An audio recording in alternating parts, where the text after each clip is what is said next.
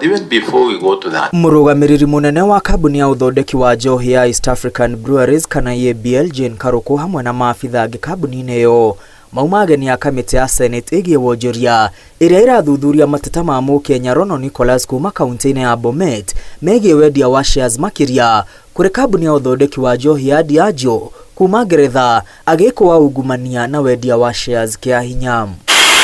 Jane Karũkũ erĩte kamĩtĩ ĩno ĩrĩa ĩratongorio nĩ seneta wa Kajiado Lenku Leseki gũtirĩ watho wagararirwo ta ũrĩa rũhonge rũrĩa rũramataga wendia wa shares bũrũri-inĩ rwĩkĩrĩte mũkonde.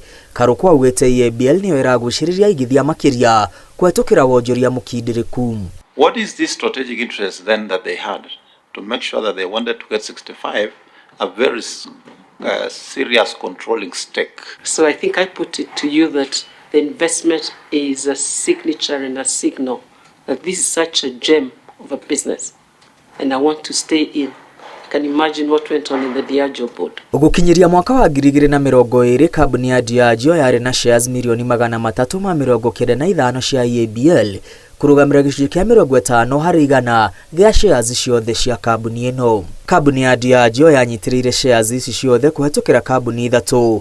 Rũhonge rwa Diageo gũkũ bũrũri-inĩ rwarĩ na shares milioni 338. Guinness Overseas Limited yarĩ na shares milioni 20 na ruo rũhonge rwa Diageo bũrũri-inĩ wa Netherlands rwarĩ na shares milioni 36. Kambuni ya Diageo yaturanĩire shares cia kambuni ya Guinness Overseas Limited na kambuni ya Diageo bũrũri-inĩ wa Netherlands na igĩturanĩrwo na Diageo Kenya Limited ĩrĩa rĩu thutha ũcio ĩracokire kuongerera shares milioni 118 na rĩu kambuni ĩno ya kĩmabũrũri ya Diageo ĩrĩ na shares makĩria ma nuthu bilioni kũrũgamĩrĩra gĩcunjĩ kĩa 65 cia shares ciothe cia EABL.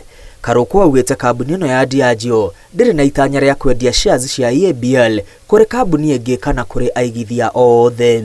We want to reflect back to you so that we are able to understand and get that assurance that you're not trying to go away.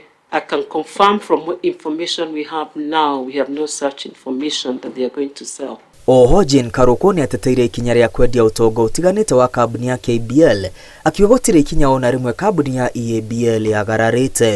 In 2016 it sold its Ruaraka headquarters to Tembo Sacco and all these monies are taken to Diageo.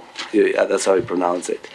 So can we say that EABL is on the verge of just disappearing to this? Because if they're owning our assets, your assets as ABL, or what is the motive of these sales? And in any going concern or in any business, you have to keep reviewing within your business what asset is working for you, just like we do in persons.